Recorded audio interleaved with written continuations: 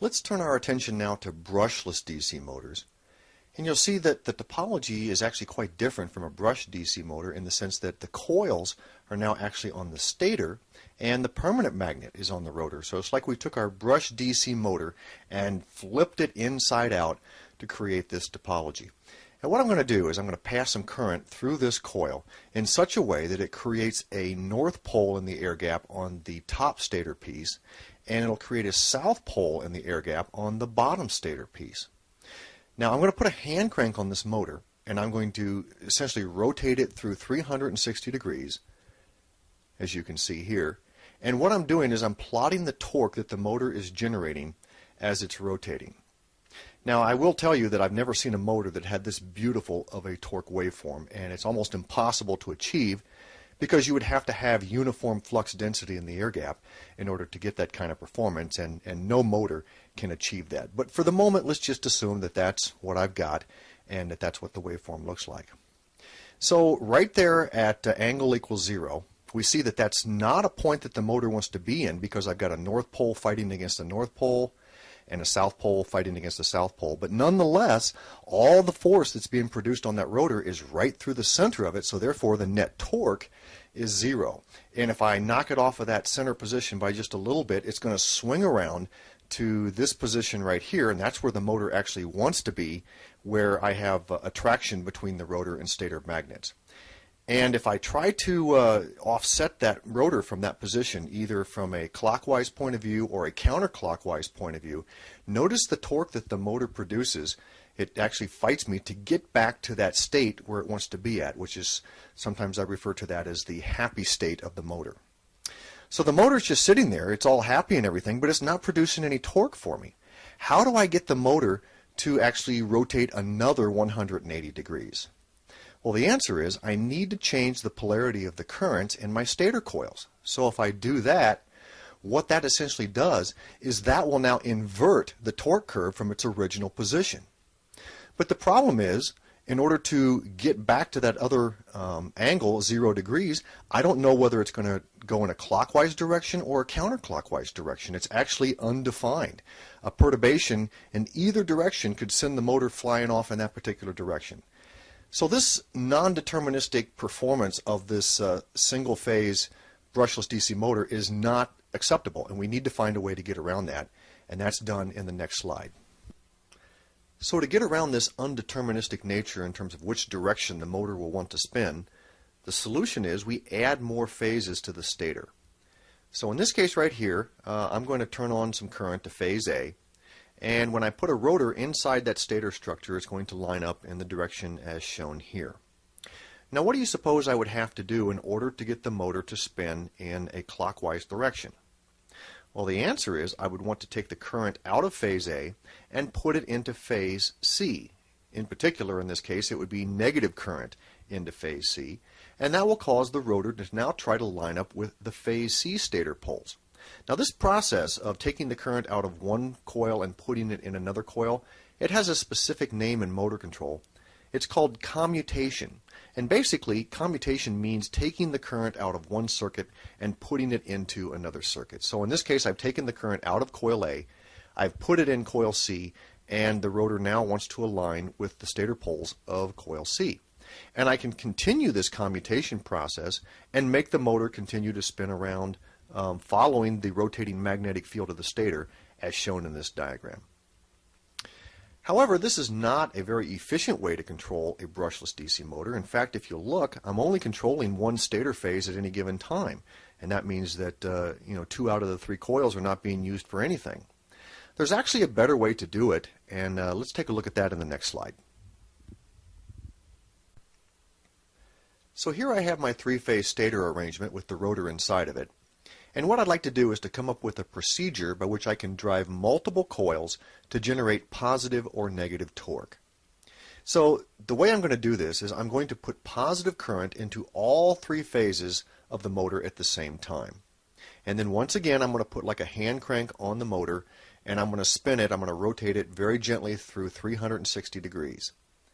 Now the torque waveform that you see for phase A, that's the same one that we saw in the first slide when we talked about brushless DC motors.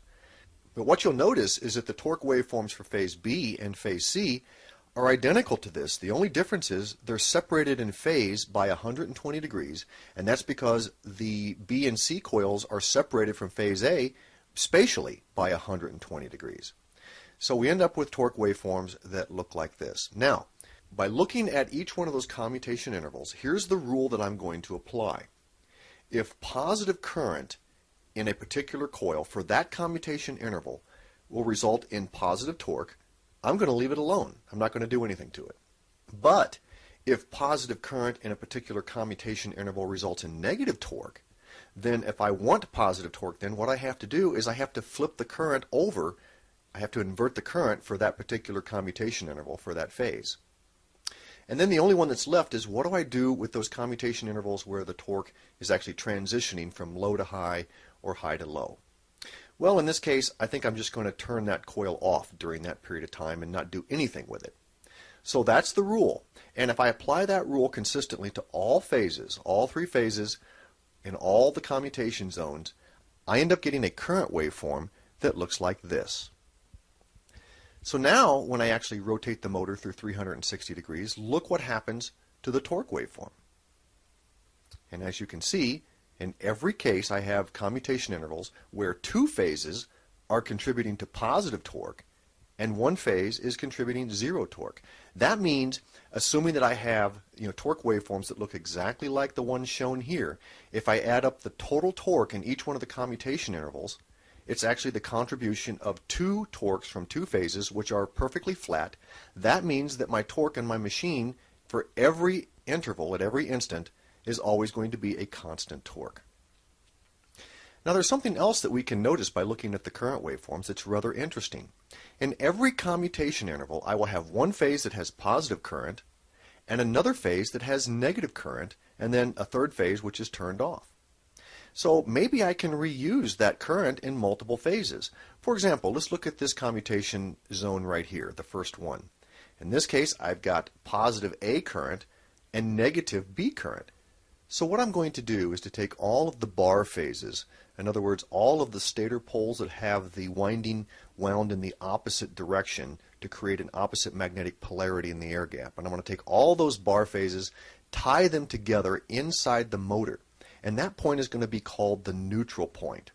So now I've basically connected all the phases together, and I can actually have current shared between different phases. So let's take an example where I'm going to take phase A and I'm going to pull it high with a transistor so that it's pulled up to the positive DC bus voltage. And I've got another transistor tied to phase B and it's pulled down to ground. Let's follow the current path. So in this case right here, current is going to flow through phase A, go through that coil, jump down to the phase A bar pole piece, and then it's going to hit the neutral node. It's going to go over here to phase B bar, go around that stator pole piece, and then finally out through phase B and then to ground. So you can see that with this kind of a diagram we can actually recreate the scenario in the waveforms to the right hand side of the graph, where the positive current in one phase can actually become the negative current in another phase. So I can take the procedure that I defined in the previous slide and implement that in some kind of controller, whether it be some logic gates or a microcontroller, microprocessor. There's lots of different ways to do that. But there's just one catch to this whole process, and that is, in order for me to know which transistors I should turn on or turn off, I need to know where the rotor position is. So that's why I have this Hall effect arrangement on the back end of my motor. Here's a little magnetic disc. In this case it's got 4 pole pieces on it, and I've got 3 Hall effect sensors separated from each other by 120 degrees. Now these are digital Hall effect sensors, which means they don't really detect the absolute analog field strength of the little magnetic disc. All it's detecting is when I transition from a north pole to a south pole and vice versa. So I have 3 wires, each of them carrying binary information. That's 2 to the 3rd power. That's 8 possible conditions that can be detected from my Hall effect arrangement here. But it turns out that with 120 degree spacing on my Hall effect sensors like this, I will never get the condition of 0, 0, 0 or 1, 1, 1. So if my controller ever sees those two codes coming back, that means that there's a fault. Either my connector has pulled loose from my Hall effect sensors, or my power supply has gone dead for the Hall effect sensors, or something bad has happened, and it can flag that as a fault. But the remaining states, the 6 remaining states, are all actually legitimate states. So I can take that information, use that on the input of my controller, and my controller then knows where the rotor is, and from that information it knows exactly what commutation zone that it needs to apply to either generate positive or negative torque.